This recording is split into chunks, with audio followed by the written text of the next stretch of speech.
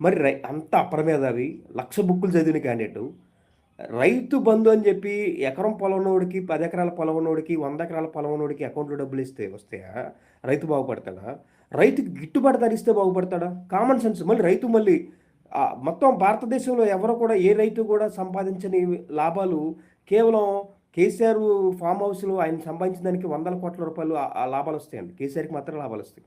ఆయన ఫామ్ హౌస్‌లో పండించే పంటలకే వందల కోట్ల రూపాయలు మరి బిజినెస్ జరుగుతాయి. మరి అదేంటి విచిత్రం అర్థం కాల. మరి ఎవరికి రావు?